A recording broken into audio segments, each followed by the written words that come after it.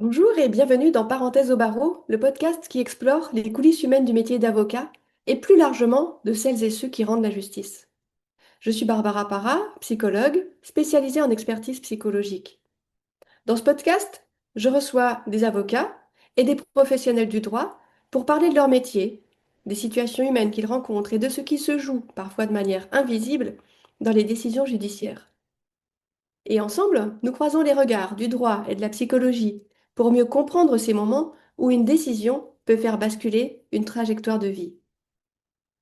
Aujourd'hui, j'ai le plaisir de recevoir Aurore Bouguera, magistrate au tribunal judiciaire de Nîmes, vice-présidente chargée des fonctions de juge des enfants.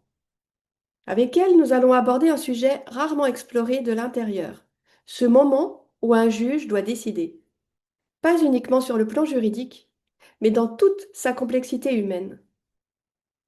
Imaginez, vous êtes face à un dossier, vous avez entendu les parties, vous avez lu les pièces, les faits sont là, mais ils ne racontent jamais toute l'histoire. Certaines choses sont claires, d'autres le sont beaucoup moins, il y a des incohérences, des zones d'ombre, des versions qui s'opposent, et pourtant, il va falloir décider. En psychologie, on sait que la décision, surtout dans des contextes complexes, ne repose jamais uniquement sur une logique rationnelle. Elle mobilise des processus d'analyse, mais aussi des mécanismes plus subtils, la perception, l'interprétation, la hiérarchisation des informations. Et surtout, elle se construit dans l'incertitude. C'est tout l'enjeu de cet épisode. Comprendre comment se construit une décision, quand tout n'est pas totalement clair et quand, malgré le doute, il faut trancher. C'est ce que nous allons aborder aujourd'hui avec mon invité.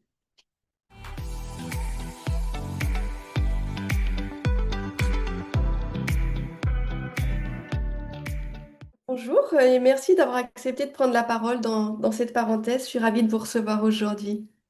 Bonjour et merci de me recevoir aujourd'hui.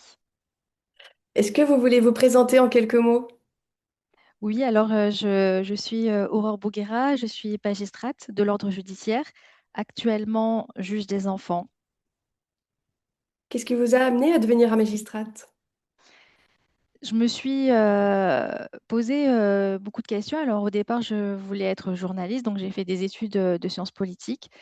Et à un moment donné dans mon parcours, j'étais moins sûre de moi. J'ai eu la chance de rencontrer des professionnels et notamment une magistrate qui m'ont donné l'idée en fait de me dire que c'était quelque chose qui était aussi à ma portée, quelque chose qui m'intéressait beaucoup.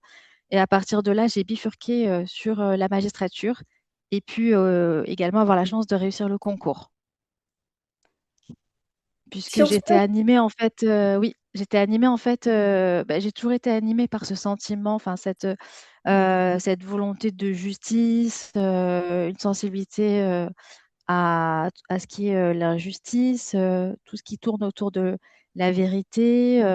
Et puis c'est vrai qu'entre le journalisme et la magistrature, en fait, il y a quand même un lien qui est assez fort. Et c'est pour cette raison que je suis passée du journalisme à l'envie de devenir magistrate. c'est un beau virage.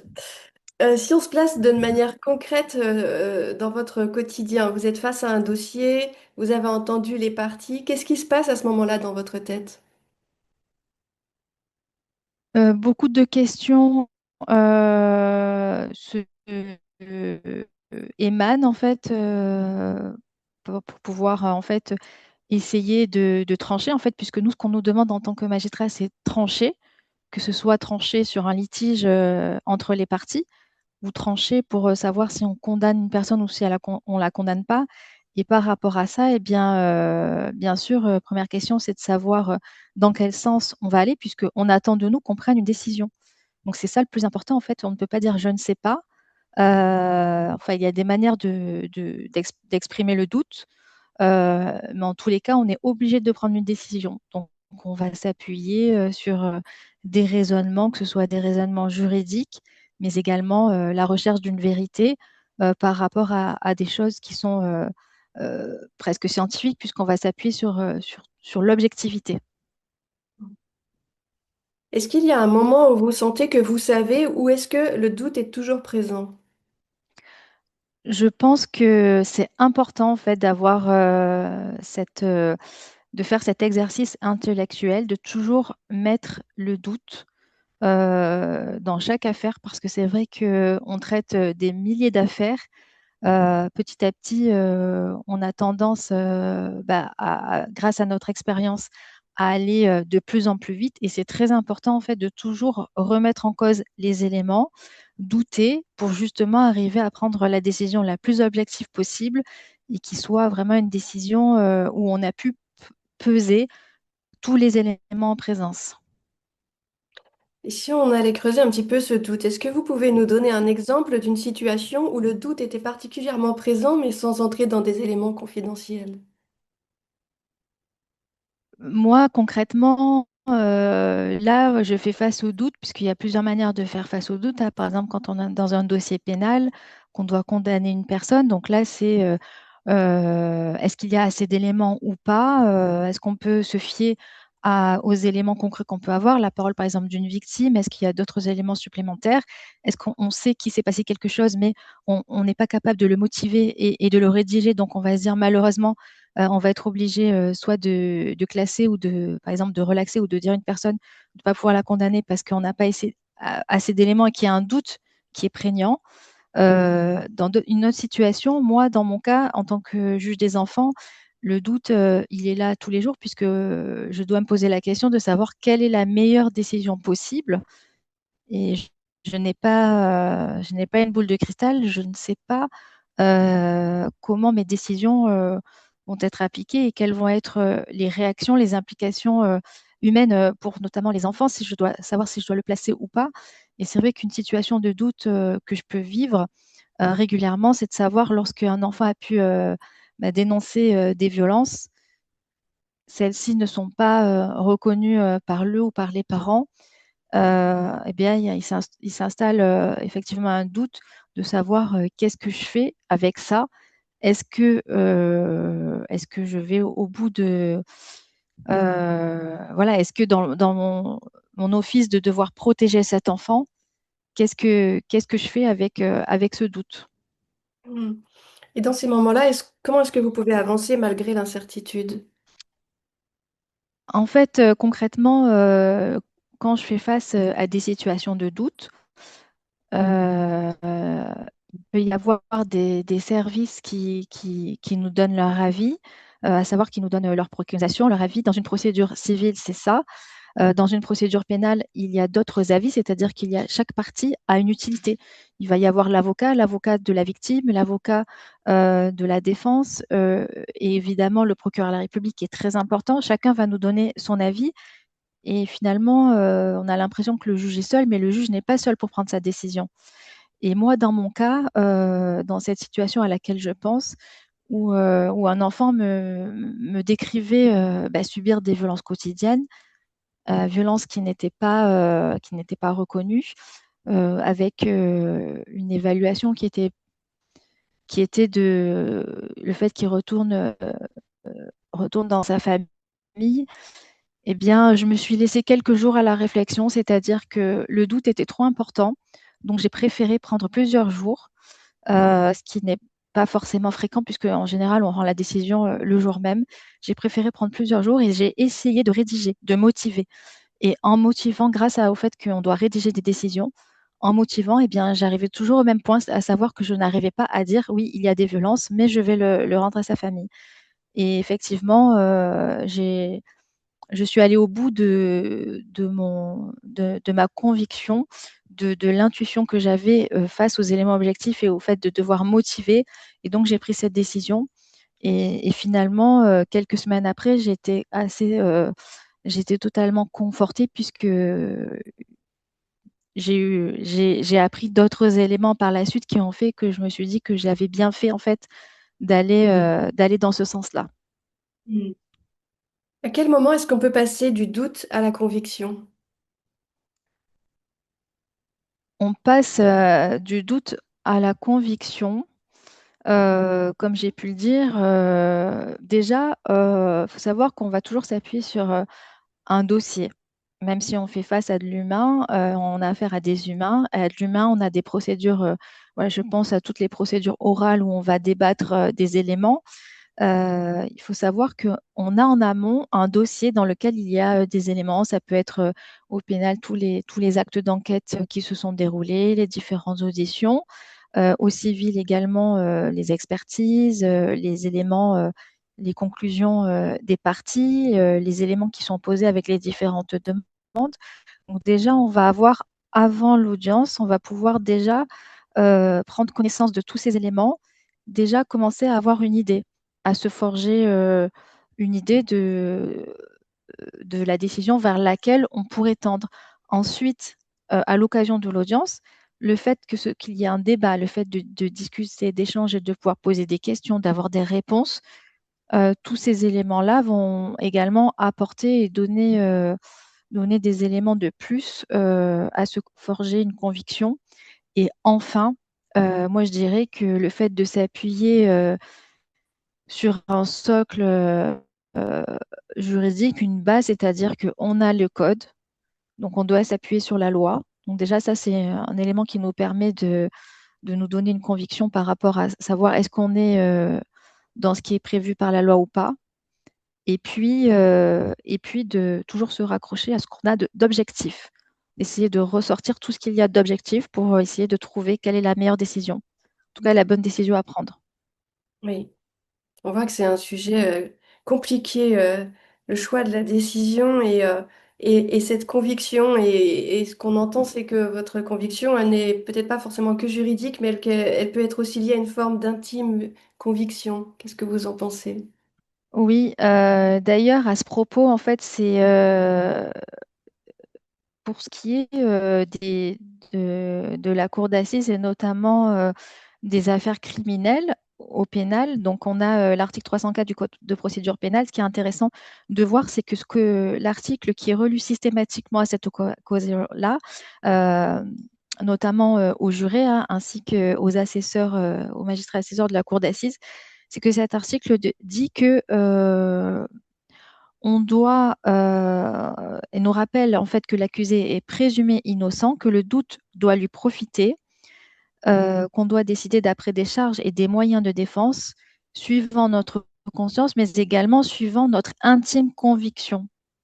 Donc ça, c'est Mm. vrai que c'est intéressant de voir qu'il y a cette notion d'intime conviction et de la même et de manière parallèle avec à cette intime conviction, elle n'est pas fondée juste sur une intuition, elle doit être fondée sur des charges, sur des moyens de preuve. On nous demande également après de motiver une décision, ce qui permet d'asseoir en fait cette conviction.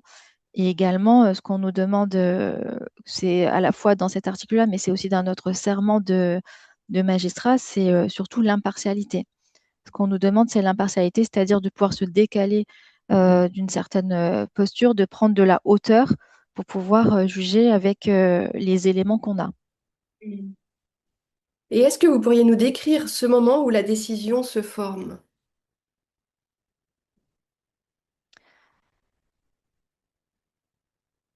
Déjà, la décision va se former quand on va prendre en compte l'ensemble de ces éléments, à savoir la procédure qu'on a, qui est à notre disposition. Si on n'a pas assez d'éléments, eh bien, on a la possibilité de solliciter d'autres éléments. On n'est pas obligé de répondre tout de suite, hein. Parfois, on peut, que pareil que ce soit au civil ou au pénal, demander des compléments d'informations, des expertises, etc. Et puis après, on va balayer l'ensemble des moyens, des preuves, de ce qui a pu avancer, confronter, lors des auditions également poser des questions, et ce qui va permettre de dégager une conviction. Il faut également distinguer lorsque on est seul à prendre la décision, mais que, comme j'ai pu le dire tout à l'heure, on a pu prendre l'avis des différentes parties, ou lorsqu'on est en collégialité. C'est vrai que plus les affaires sont complexes, plus on juge en collégialité. Et ça, c'est important puisque ça permet la discussion, ça permet d'échanger et justement de viser à une plus grande impartialité avec l'avis de plusieurs personnes, plusieurs professionnels. Oui, effectivement. Est-ce que dans un dossier, il y a une part qui ne se voit pas, mais qui pour vous compte malgré tout? Oui, bien entendu, il y a une part importante en fait dans toutes nos procédures puisqu'on traite de l'humain. Donc, il y a tous les ressorts psychologiques euh, de la manière dont les choses sont présentées, dont les choses sont avancées, la manière dont se déroule l'audience. Bien sûr que ça a un impact important. Euh, la manière dont se présentent les parties devant nous, comme on a de l'humain, c'est-à-dire qu'on a des faits, mais on a des personnes humaines devant elles, avec parfois des choses qui sont, des actes qui sont regrettés, parfois des actes qui sont niés. Donc bien sûr que ça a une incidence importante aussi, nous, dans notre appréhension de la bonne décision à rendre. C'est tous ces ressorts psychologiques et puis cette partie d'audience et d'oralité. euh, ça a aussi une incidence importante et c'est pour ça que des mêmes faits peuvent être jugés différemment selon les situations, selon les contextes. Hmm. Est-ce que vous avez déjà été surprise par un dossier qui au départ vous paraissait aller dans un sens et qui a finalement basculé? Oui, je pense que ça peut arriver à de multiples reprises et c'est ça qu'on ne peut pas, voilà, comme on n'est pas des robots, les gens ne sont pas non plus des robots, on peut avoir beaucoup de surprises à l'audience. Se faire une idée et heureusement que même si on se fait une idée, bah, ça peut être renversé par d'autres éléments. Moi, j'ai en tête une affaire de violence hein, où c'est une partie contre l'autre partie. J'avais pas tellement d'éléments autres que ça. Je me suis posé la question de me dire bah, pourquoi cette affaire a été renvoyée devant un tribunal puisque j'ai pas tellement d'autres éléments que la parole de l'un contre la parole de l'autre. Et au moment où je pose la question au prévenu de savoir voilà les faits qui vous sont reprochés, quelle est votre position? Qu'est-ce que vous voulez dire par rapport à ces faits qui vous sont reprochés? Eh bien, la personne m'a dit oui, je les reconnais et je les regrette. Donc, j'avais pas du tout envisagé ça puisque c'était nié au cours de l'enquête. Et puis, du coup, je me suis dit, ah, c'est intéressant. J'avais pas cet élément-là, bah là, du coup, bah, je vais pouvoir le condamner, mais d'un autre côté, c'était intéressant également parce que la victime était présente et que la justice permet également de restaurer certaines choses. Donc, ça permet, voilà, de restaurer, bah, pour la victime, d'avoir, comment dire, de consacrer sa position de victime, de donner une vérité judiciaire, et donc pour le mis en cause également, bah, de pouvoir avancer en reconnaissant les faits, en étant condamné et en ayant une sanction adéquate par rapport à ça. On parle souvent du poids humain de la décision. Qu'est-ce que cela fait concrètement de décider pour les autres? Alors, c'est vrai que je me rappelle de mon grand oral, quand le grand oral pour devenir magistrat, où on m'a posé la question de savoir pourquoi vous voulez devenir magistrat. Et j'avais répondu, je veux prendre des décisions qui ont un impact sur la vie des gens. Parce que pour moi, c'est vrai que c'est un véritable engagement. Euh, oui, c'est une responsabilité et en même temps, moi, c'est pour ça aussi que je suis magistrate. En fait, j'ai vraiment, voilà, ça nous apporte souvent un sentiment d'utilité, euh, le sentiment d'avoir rempli une mission. Voilà, de consacrer, de faire en sorte que la société soit meilleure. Donc c'est ça en fait, moi c'est dans cet engagement-là que je suis, de prendre des décisions qui ont un impact sur la vie des gens, mais parce que c'est dans un sens bénéfique pour la société. Voilà, c'est cet idéal que j'ai par rapport à la justice. Au-delà du sentiment d'utilité, c'est certes une responsabilité, mais en tout cas, c'est ce qui me donne bah, l'envie de continuer à exercer ce métier. Et est-ce qu'il y a des décisions qui vous marquent, qui restent avec vous après coup? Oui, je pense que bien sûr que des décisions nous marquent. C'est vrai que c'est pas anodin, euh, notamment quand on est au pénal hein, ou même à la cour d'assises. C'est pas anodin de prononcer une peine euh, avec de nombreuses années d'emprisonnement, hein, c'est pas quelque chose d'anodin, mais ce n'est pas anodin également de pouvoir se satisfaire d'avoir rendu la justice pour également la victime et également pour la société de faire en sorte qu'on participe à un ordre, voilà, de rendre la société meilleure, hein, grâce à toutes ces lois qui permettent de protéger. Participer à ça, c'est quelque chose, voilà, qui n'est pas anodin et qui est important, oui. Mais même si c'est un poids, on se rappelle, voilà, de certaines affaires, hein. On s'en rappelle. Et parfois, c'est vrai qu'on met quelques jours aussi à passer à autre chose. Et comment est-ce que vous faites pour trouver la bonne distance émotionnelle face à des situations humaines qui sont effectivement parfois très fortes?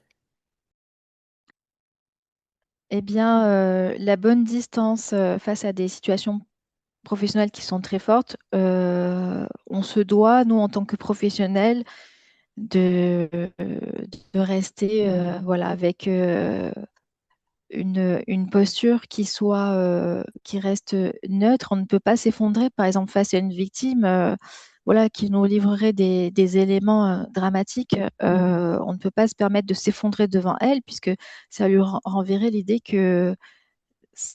voilà, que c'est tellement horrible ce qu'elle vit que nous-mêmes qui n'avons pas vécu cela, on s'effondre. Et elle-même, ça ne le, enfin, comment elle peut-elle se reconstruire derrière ça? Donc, on a cette obligation voilà, d'avoir une posture où on se décentre, ce qui nous permet d'ailleurs de traiter tous les éléments avec objectivité, avec neutralité, impartialité surtout. Ne pas montrer en fait qu'on va pencher d'un côté plutôt que de l'autre.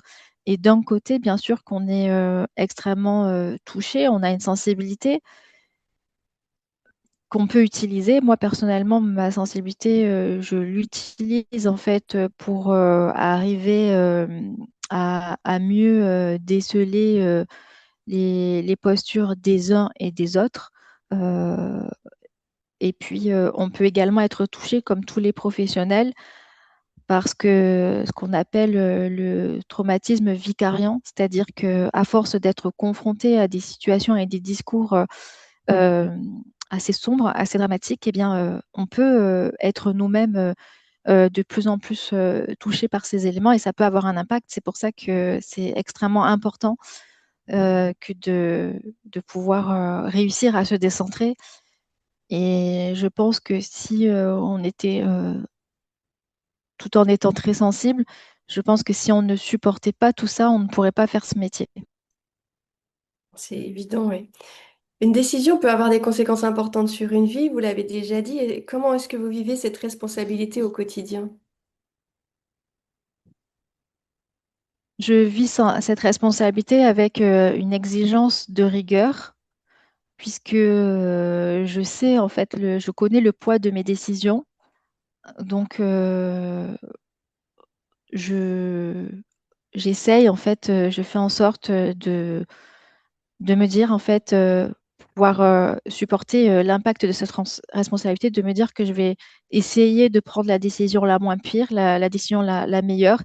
Et pour ça, je vais me reposer sur les éléments que je peux avoir, à savoir, je me repose sur le droit, sur la loi, ce que me demande la loi, ce que me demande le droit.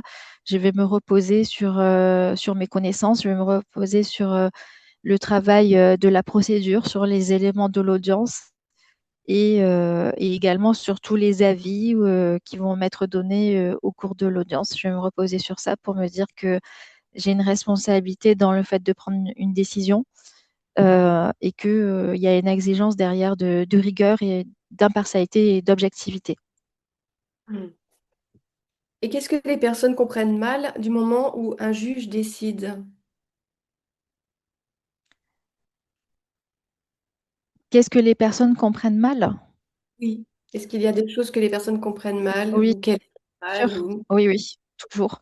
Il y a toujours des choses que les personnes ne comprennent mal, puisque déjà dans un procès ou dans une affaire, il y a toujours plusieurs parties, donc il y a plusieurs intérêts en jeu. Il y a en civil, par exemple, il y a un demandeur, un contradicteur. Donc, quand on va trancher, on va toujours décevoir l'une des parties.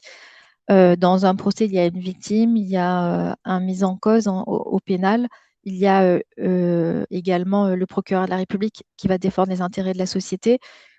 Donc, on est toujours susceptible, en fait, dans toutes les décisions qu'on va prendre, on est toujours susceptible de décevoir au moins une partie. Et ça, on le sait quand on va prendre notre décision.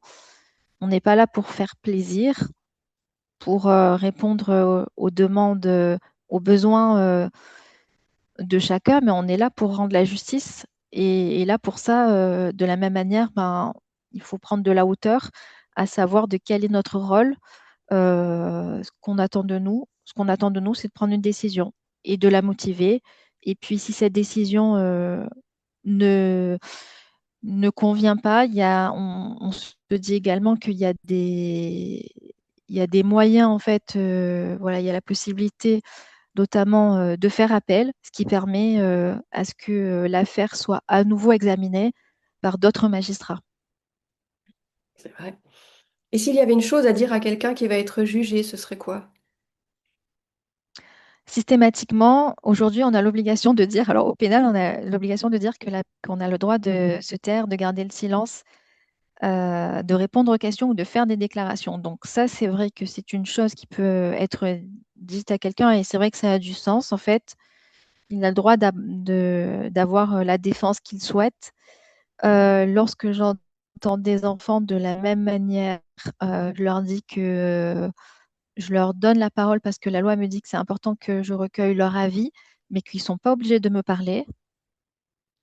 Euh, donc, je leur dirais, je pense que c'est une notion qui est assez intéressante de dire qu'en fait, on n'a pas l'obligation de s'exprimer, de parler, euh, qu'on peut aussi comprendre tous les ressorts. Par exemple, quand une victime est absente, ben, on va pas forcément se dire c'est une mauvaise chose. En fait, on va se dire bah, peut-être que c'était trop difficile pour elle d'être là. Donc je dirais que nous, à ces personnes qui font face à la justice, je leur dirais ben, c'est difficile de nous apporter une confiance, mais en tous les cas, nous, on est là pour répondre, pour rendre la justice et pour répondre à des exigences voilà, qui nous sont aussi dictées par la loi. Il n'y a pas Mhm. d'arbitraire en fait, hein. Mhm. Et est-ce qu'un juge, selon vous, peut être totalement sûr de sa décision?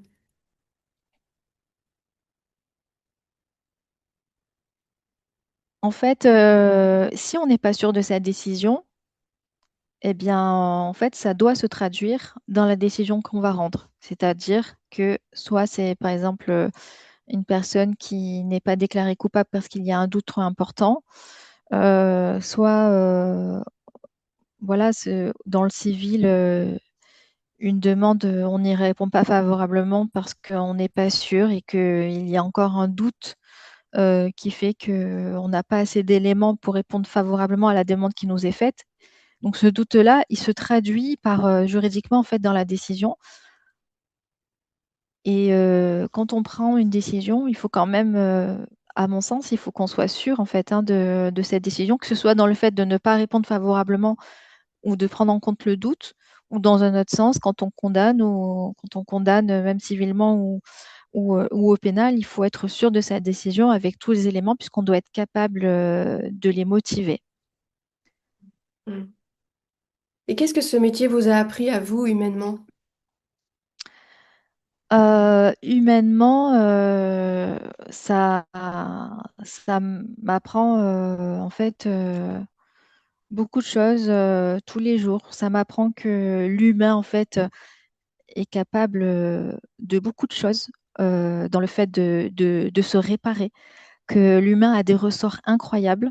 Ça m'apprend également que bah, les enfants, ce sont les adultes de demain et qu'il est extrêmement très important de pouvoir les protéger correctement, suffisamment, puisque la société qu'on veut pour demain, ben, c'est grâce aux enfants et la manière dont on va les protéger va faire qu'on va avoir on va mieux vivre dans nos sociétés plus tard.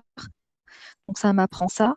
Et quelque part également, c'est vrai que petit à petit, avec l'expérience, je dirais que je constate hein, qu'on devient presque des décodeurs humains euh, par rapport à toutes les personnes qu'on a la possibilité de voir. Et on peut toujours être surpris par l'évolution. Donc c'est pour ça que moi je suis quand même, je reste optimiste et positive. Sinon, je pense que je pourrais pas tenir dans ce métier parce qu'on peut toujours être surpris avec l'humain par le fait qu'un jour il va y avoir un déclic. Une personne va réussir sa vie alors qu'on s'y attendait pas, qu'on la voyait devant les juridictions, toujours avec les mêmes problématiques, que ce soit l'addiction, que ce soit de la délinquance, etc. Et voilà, donc l'humain a vraiment des ressorts incroyables. C'est ça que je pourrais retenir de mon métier. C'est beau. Et aujourd'hui, si vous deviez vous adresser à quelqu'un qui va passer devant un juge et qui se sent perdu, inquiet ou en difficulté, qu'est-ce que vous auriez envie de lui dire? Euh, J'aurais envie de lui dire que il n'a pas à être seul en fait, hein. C'est important hein, de pouvoir être accompagné. Soit par un avocat, c'est son rôle et c'est son métier en fait d'apporter le conseil et d'être là en fait. Donc il peut être accompagné par un avocat pour ne pas justement être seul face au juge et que par ailleurs il y a également beaucoup d'associations qui interviennent dans la justice. Je pense notamment aux associations d'aide aux victimes. Il y a énormément d'associations et que qu'on doit, enfin, c'est bien de se préparer quand on doit passer devant un juge et que on n'est pas obligé d'être seul. Il y a cette possibilité d'être accompagné par quelqu'un ou par un conseil et il faut pouvoir s'en saisir. Hmm. Pour terminer, Aurore, est-ce que vous pouvez nous parler de votre actualité? Oui, mon actualité, eh bien moi, en tant que juge des enfants, hein, j'ai beaucoup, beaucoup, beaucoup d'actualités. Moi, j'aurais une pensée en fait aux enfants qui sont victimes d'inceste, hein, puisque là actuellement, il y a une commission d'enquête sur le traitement judiciaire des violences sexuelles incestueuses parentales commises sur les enfants.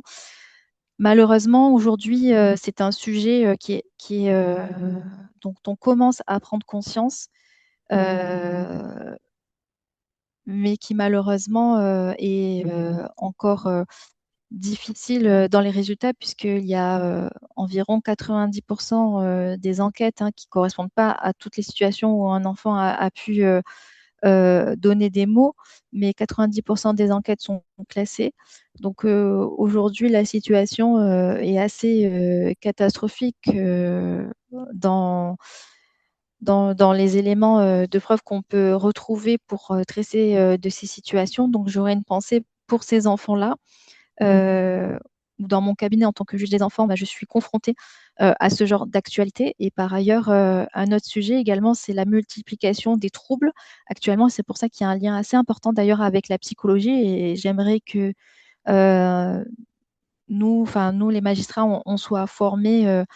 On est déjà très bien formés, mais qu'on soit sensibilisés encore plus à ces problématiques avec des éléments d'ordre psychologique, puisque je constate en fait que beaucoup, beaucoup, beaucoup, énormément d'enfants, mais vraiment c'est tous les jours en fait, on me dit ah ben cet enfant-là qui a dans des familles où il y a eu des carences, il y a eu de la négligence et puis il y a pu avoir de la maltraitance, je constate que tous les enfants sont porteurs de troubles, soit le TDAH ou soit autre chose, et je me pose la question de savoir aujourd'hui, est-ce qu'on étiquette un enfant en fait qui présente des symptômes, on va l'étiqueter TDAH, c'est lui qu'on va devoir soigner, on va lui administrer des médicaments.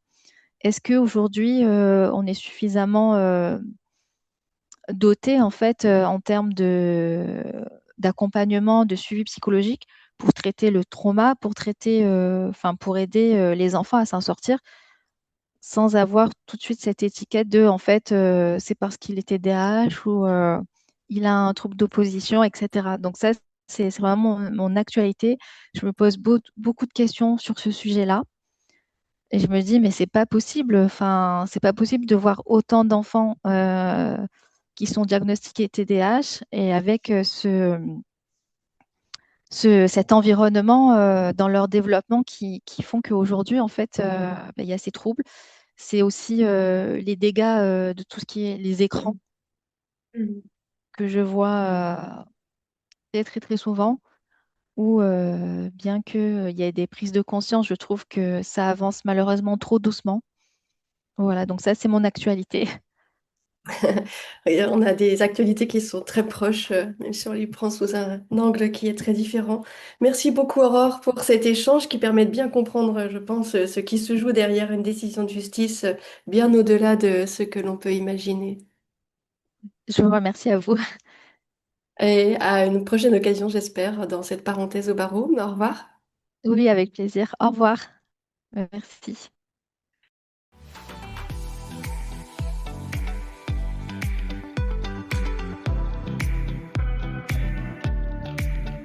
Décider, surtout dans des situations complexes, n'est jamais un processus parfaitement neutre.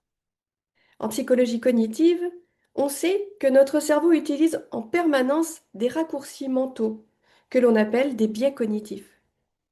Ces biais ne sont pas des erreurs en soi, ils permettent de traiter l'information plus rapidement, mais ils peuvent aussi influencer notre perception. Par exemple, le biais de confirmation. Nous avons tendance à accorder plus de poids aux éléments qui confirment une première impression et à minimiser ceux qui la contredisent. Ou encore l'effet de halo, une caractéristique positive ou négative d'une personne qui peut influencer l'ensemble de la perception que l'on a d'elle. Ou encore l'heuristique de disponibilité. Les éléments les plus marquants ou émotionnellement chargés prennent plus de place dans notre jugement, même s'ils ne sont pas les plus représentatifs. Dans un contexte judiciaire, ces mécanismes sont particulièrement sensibles, parce que les décisions reposent souvent sur des récits, des comportements, des éléments parfois incomplets ou ambigus, et que derrière chaque dossier, il y a une réalité humaine complexe, qui ne se laisse pas toujours saisir de manière objective. L'enjeu n'est pas d'éliminer ces biais, ce qui serait de toute façon impossible, mais de les connaître, les repérer et les mettre à distance autant que possible. C'est aussi là que le croisement entre psychologie et droit devient essentiel, pour mieux comprendre ce qui influence une décision et pour renforcer la rigueur dans l'analyse des situations. Si vous souhaitez aller plus loin sur ces sujets, vous pouvez retrouver dans la description de cet épisode des ressources, un guide, ainsi que des formations autour de l'expertise psychologique appliquée au droit. Si cet épisode vous a intéressé, pensez à vous abonner au podcast, à laisser une note ou un commentaire. C'est ce qui permet au podcast de se faire connaître et de continuer à explorer ces zones parfois invisibles de la justice. Et je vous dis à très bientôt pour une nouvelle parenthèse au barreau.